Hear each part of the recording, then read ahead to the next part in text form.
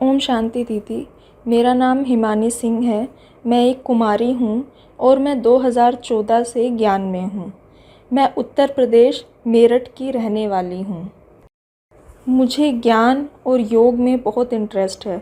मेरा योग भी बहुत पावरफुल है और मेरी लाइफ में बहुत सारे बाबा के अनुभव रहे, लेकिन एक ऐसा अनुभव जो मेरी पहुँच से बहुत बाहर था और जो किसी के लिए भी एक मोटिवेशन बन सकता है, वो मैं आपके साथ शेयर कर रही हूँ।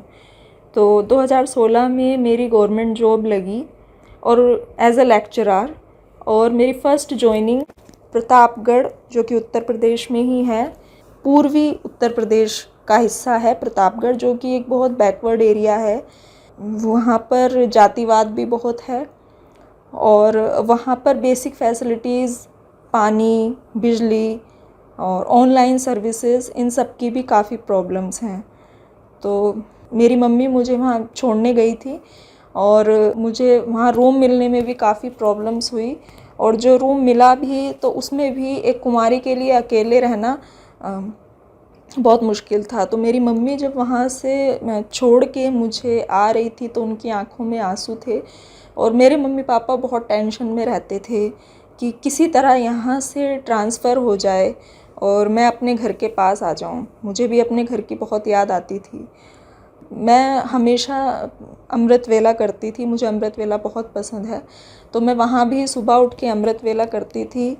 और अकेले रहने में शुरुआत में तो बहुत डर लगा, लेकिन जैसे ही मैंने बाबा को अपना रूममेट बना लिया और बाबा के वहाँ रहने से मुझ में एक, ये मैं बिल्कुल सच बात बता रही हूँ, सिर्फ कहने की बात नहीं है, कि मुझ में एक अलग सी शक्ति आई, एक अलग सा साहस, कि जैसे सच में मेरा एक रूममेट है, बाबा मेरे साथ रह रहे हैं। और मुझे बिल्कुल भी कुछ भी ऐसा लगता था कि कोई भी प्रॉब्लम आएगी या मुझे कुछ नहीं हो सकता, कुछ भी होगा तो बाबा मेरे साथ है। मैं एक मतलब ऐसी कुमारी थी कि मैं अकेले सो भी नहीं सकती थी, लेकिन 2016 से, और ये टाइम हो गया आज 2022 का टाइम है, कि मैं अकेले रहती हूँ और मैं इस अकेलेपन को एंजॉय करती हूँ बाबा की याद में। तो उस टाइम पे रात को लाइट चली जाती थी, पूरी पूरी रात लाइट नहीं आती थी, तब भी मुझे डर नहीं लगता था। बाबा का साथ हमेशा मेरे साथ रहता था। कुछ दिन बाद मेरे साथ एक और लड़की ने ज्वाइन किया था, लेकिन उसके सरकारी विभाग में सोर्सेज थे, मेरे सरकारी विभाग में कोई सोर्सेज नहीं थे जिससे कि मैं अपना ट्रांसफ़र प्रतापगढ़ से और अपने घर के पास करवा सकूं, क्योंकि प्रतापगढ़ से लगभग 16-17 घंटे लग जाते थे आने में और रिज़र्वेशन भी बहुत मुश्किल से मिलता था। तो 6 महीने बाद उस लड़की का भी ट्रांसफ़र हो गया, और मेरे साथ मतलब मेरे सहपाठियों में मेरे जो कलीग्स थे उनमें सिर्फ वही एक लड़की थी, वो चली गई। उसके बाद और सभी थे वो जेंट्स ही थे। तो कई तरह की प्रॉब्लम्स थी वहाँ पे, लेकिन मेरे साथ के जितने भी और बाकी स्टाफ था जिन्होंने मेरे साथ ज्वाइन किया था, जो जेंट्स थे, वो सब मेरे बहुत सहयोगी रहे, और वो सब बाबा के कारण ही सब बहुत अच्छे थे। तो जब मेरी फ्रेंड का ट्रांसफ़र हो गया तो उसके बाद मैंने भी, जहाँ तहाँ से कोई कह देता था कि हाँ हम ट्रांसफ़र करवा देंगे, तो मैं बाबा से तो हमेशा कहती थी अमृत वेला ट्रांसफ़र के लिए, और बहुत रोती भी थी। तो और लगता था कि कैसे होगा, मैं तो किसी को जानती भी नहीं हूँ। तो मेरे ही साथ के एक कलीग ने मुझसे कहा कि आप 15,000 दे दो और आपका ट्रांसफ़र हो जाएगा। तो मुझे लगा कि शायद ऐसे ही होता होगा, तो मैंने उनको दे दिए, लेकिन वो मेरे पैसे लेकर चले गए, मेरा ट्रांसफ़र नहीं हो पाया, मुझे उन्होंने धोखा दिया। बाद में बाबा के योग से, बाबा की मदद से वो पैसे मुझे 1 साल बाद वापस मिले, लेकिन उनके लिए मुझे काफ़ी परेशान होना पड़ा। 1 साल मेरा वहाँ इसी तरह बीत गया, लेकिन मेरा ट्रांसफ़र नहीं हो पाया। सेंटर की दीदी जब भी मधुबन जाती थी बाबा मिलन के लिए, तो मैं बाबा को जो लेटर भिजवाती थी उसमें हमेशा लिखती थी कि बाबा मेरा ट्रांसफ़र करवा दीजिए। लेकिन जैसे कहते हैं कि हर चीज़ का एक टाइम होता है, और बाबा को पता होता है कि बाबा को हमें वो चीज़ कब और किस टाइम पर कैसे देनी है। हमें लगता है कि बाबा हमारी नहीं सुन रहा, लेकिन ऐसा नहीं होता। बाबा को पता होता है कि वो चीज़ हमारे लिए कब होनी चाहिए। तो 1 साल बीत गया, 1 साल बाद भी जब ट्रांसफ़र का टाइम आया तो उस टाइम भी मैंने कई बार एप्लीकेशन लखनऊ भिजवाई और सबसे कहा ट्रांसफ़र के लिए, लेकिन मेरा ट्रांसफ़र नहीं हो पाया उस साल भी। तो फिर मैंने ट्रांसफ़र की सारी उम्मीदें छोड़ दी।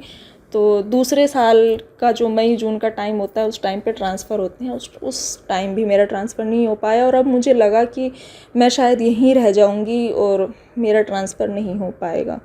तो फिर मैंने सारी उम्मीदें छोड़ दी, सब कुछ बाबा पे छोड़ दिया और बस अब मैंने ट्रांसफ़र को निकाल ही दिया दिमाग से और सब कुछ बाबा पे छोड़ दिया कि बाबा जो करेगा अच्छा ही करेगा, मुझे बाबा पर पूरा विश्वास है। हाँ, पर अमृत वेले मैं रोज़ बाबा से अपनी बात ज़रूर कहती थी, लेकिन बाबा पे अटूट विश्वास था, इसीलिए अकेले भी रह पा रही थी। और योग करना मुझे बहुत पसंद है, योग मेरा पावरफुल है, तो मुझे फिर बाबा की कंपनी को मैं इन्जॉय कर रही थी। तो उस टाइम को फिर मैंने इन्जॉय किया और मई जून से लगभग ये कुछ नवंबर, दिवाली का टाइम था, दिवाली की छुट्टियों के लिए मैं अपने घर आई थी। और नवंबर दिसंबर का वो टाइम होता है कि उस टाइम पे भी कुछ ट्रांसफ़र होते हैं, लेकिन उस टाइम पे जो ट्रांसफ़र होते हैं वो सिर्फ एक मंत्री लेवल, यानी कि मंत्री अपनी लिस्ट निकालता है तो उन्हीं लोगों के ट्रांसफ़र होते हैं। उसमें तो मुझे कोई उम्मीद थी ही नहीं, क्योंकि मेरा तो जब लोअर सोर्सेज से नहीं हो पा रहा है तो मंत्री तो क्या ही मेरा, मैं तो किसी मंत्री को नहीं जानती, तो क्या ही मेरा ट्रांसफ़र हो पाएगा। तो मैं दिवाली का टाइम था और दिवाली की छुट्टियों के लिए जब मैं घर आई तो मैं उस टाइम पे सो रही थी, थकान हो गई थी, ट्रेन से जैसे ही उतरी और घर पहुंची तो थकान थी, तो मैं सो रही थी और फ़ोन मैंने स्विच ऑफ कर लिया था। और जब मैं उठी और फ़ोन मैंने स्विच ऑन किया तो देखा कि मेरे स्टाफ के कॉन्ग्रेचुलेशंस और बहुत सारी कॉल और बधाई हो। मुझे लगा ये सब मुझे क्यों इतनी बधाई दे रहे हैं और क्यों इतनी सारी, मतलब ये सब क्यों हो रहा है, मेरी समझ में नहीं आया। फिर मैंने मतलब जो उस विभाग का जो ग्रुप था उसमें मेरे एक ट्रांसफ़र लिस्ट आई हुई थी और उसमें मेरा नाम था कि हिमानी सिंह और आपका ट्रांसफ़र हो चुका है। और मेरा ट्रांसफ़र एक ऐसी, मतलब मेरठ के पास में ही नोएडा में गौतम बुद्ध नगर में दादरी में हुआ। और मेरठ में मेरी ट्रेड थी नहीं, और मतलब मैंने कई सारे ऑप्शन दिए थे, ऐसे लग रहा था कि जितने मैंने ऑप्शन दिए तो बाबा ने एक बेस्ट प्लेस मेरे लिए चुनी है।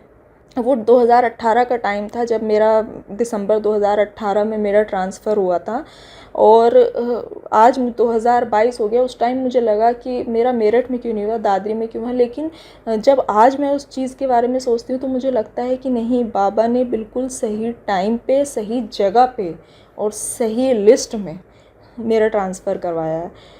तो सब लोग मेरे से कह रहे थे कि अरे तुम तो कह रही थी कि तुम्हारा कोई सोर्स नहीं है और तुम्हारा सोर्स तो मंत्री तक है, मंत्री की लिस्ट में तुम्हारा नाम आया है, जबकि मैंने प्रतापगढ़ से और यहाँ दादरी में ज्वाइन किया, यहाँ भी सब यही कह रहे थे कि नहीं तुम्हारा तो सोर्स है। बिना सोर्स दिए, आज तक का रिकॉर्ड है कि बिना पैसे दिए और बिना सोर्स के इस विभाग में आज तक कभी किसी का ट्रांसफ़र नहीं हुआ है और ना ही आज तक भी कोई मेरी इस बात पर विश्वास करता है कि नहीं मेरा ट्रांसफ़र अपने आप हुआ है। मेरा कहीं कोई सोर्स नहीं था, मैंने कहीं किसी से कुछ नहीं कहा था, कोई भी इस बात पर विश्वास नहीं कर रहा था, लेकिन मुझे विश्वास था कि मेरा तो एक ही सोर्स है, भगवान, और उसी ने मंत्री की लिस्ट में मेरा नाम आया और मेरा ट्रांसफ़र हो गया।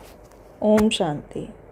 तो देखा आपने, कितना सुंदर अनुभव सुनाया बहन ने अपना, और हम सबको भी ये प्रेरणा देता है कि हमको कभी भी परम पिता परमात्मा के ऊपर अपने विश्वास को कम नहीं करना है। हाँ, कभी कभी हमको लगता है कि शायद परमात्मा हमारी बात नहीं सुन रहा, परंतु ये भी तो हो सकता है ना कि शायद हम झोपड़ी मांग रहे हों और वो हमारे लिए महल तैयार कर रहा हो, और महल को तैयार होने में कुछ समय तो लगता है। इसलिए कभी भी हम परम पिता परमात्मा पर अपना विश्वास न छोड़ें और सदा ही उन पर अपना विश्वास बनाए रखें और अपनी पूरी मेहनत करें, तो हमारी जीत निश्चित ही है। अगर आपको ये अनुभव अच्छा लगा है तो अनेक आत्माओं तक इस अनुभव को पहुंचाएं, ताकि उनका भी विश्वास परम पिता परमात्मा पर बढ़े। और जब तक हम दूसरा अनुभव लेकर के आए, आप परम पिता परमात्मा की छत्र छाया के नीचे रहें। ओम शांति।